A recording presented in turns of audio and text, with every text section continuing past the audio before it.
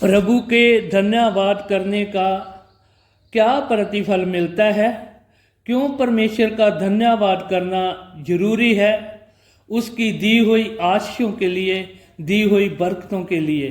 प्यारे अजीजों, जब हम प्रभु का धन्यवाद करते हैं, हम प्रभु को सम्मान देते हैं और दिल से प्रभु का आदर करते हैं और अपने आप को प्रभु के अधीन करते हैं, जिससे हमारा प्रभु के साथ गहरा रिश्ता बना रहता है।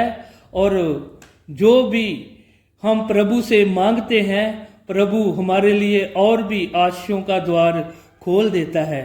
पहला थिस्सलुनीकियों 5 अध्याय उसके 18 पद में लिखा है, हर बात में प्रभु का धन्यवाद करो, क्योंकि तुम्हारे लिए मसीह यीशु में परमेश्वर की यही इच्छा है।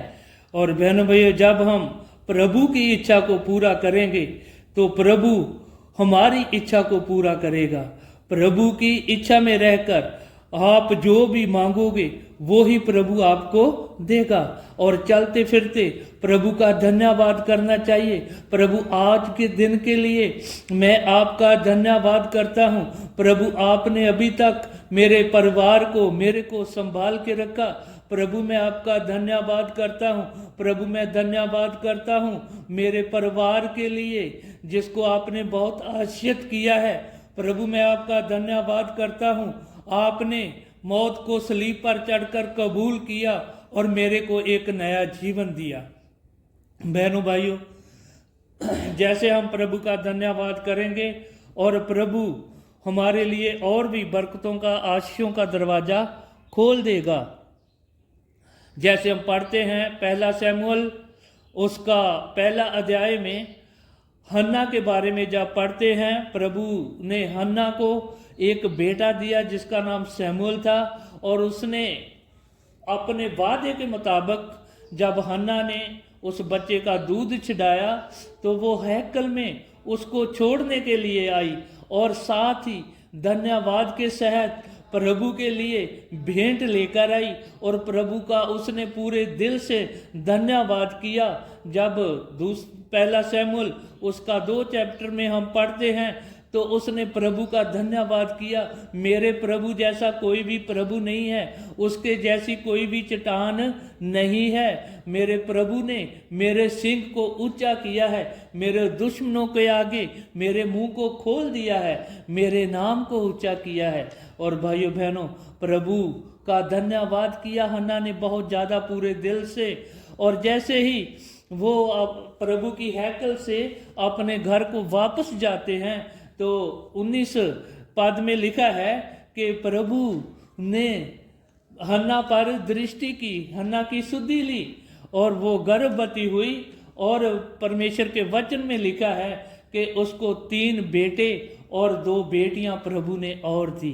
बहनों भाइयों, ये ही है प्रभु की धन्यवाद करने का प्रतिफल। जैसे ही प्रभु का हम धन्यवाद करते जाएंगे, हमारे लिए आशीषों का दरवाजा खुलता जाएगा। और जब हम यूहन्ना की अंजील उसका 11 अध्याय में 41 पद को पढ़ते हैं, जब प्रभु यीशु मसीह अपने दोस्त लाजर को जिंदा करने के लिए उसकी कब्र पर गया और कब्र के आगे एक बड़ा पत्थर रखा हुआ था। प्रभु ने उन लोगों को बोला कि इस पत्थर को हटाओ।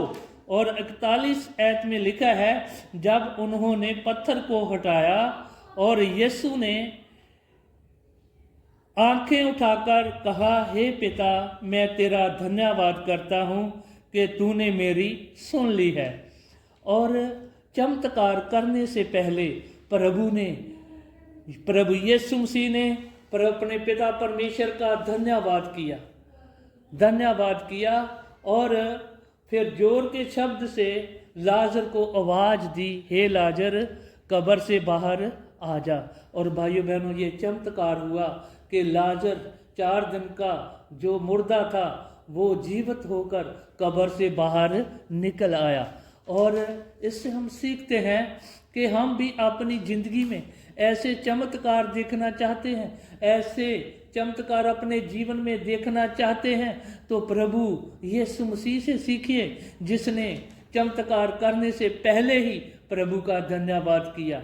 और हमको प्रभु का धन्यवाद करना बहुत जरूरी है। अब जब हम प्रार्थना करते हैं, प्रभु का पहले धन्यवाद करिए, उसकी पहली आशीषों के लिए, पहली और बरकतों के लिए प्रभु का धन्यवाद किए, पहली प्रार्थनाओं के लिए प्रभु का धन्यवाद किए। प्रभु आपने मेरी पहली प्रार्थनाओं का उत्तर दिया है, आमीन में उत्तर दिया है, मेरी प्रार्थनाओं को आपने सुना है। और भाइयों बहनों, चमत्कार होने से पहले प्रभु का धन्यवाद करना बहुत ही जरूरी है। जब हम प्रभु का धन्यवाद करेंगे तो प्रभु हमारे लिए और भी आशीषों के दरवाजे खोल देगा। इन दोनों कहानियों से हम प्रभु के वचन से सीखते हैं कि धन्यवाद बहुत ही जरूरी है। अगर आप प्रभु का धन्यवाद आज से ही करना शुरू करेंगे दिल से, तो जो भी आपकी बरकतें, आशीषें रुकी हुई है, और प्रभु उसके दरवाजे खोल देगा आपके लिए, आपके जीवन को आशीषों से भर देगा। प्रभु इस मैसेज से आपको बहुत आशीष दे। आमीन।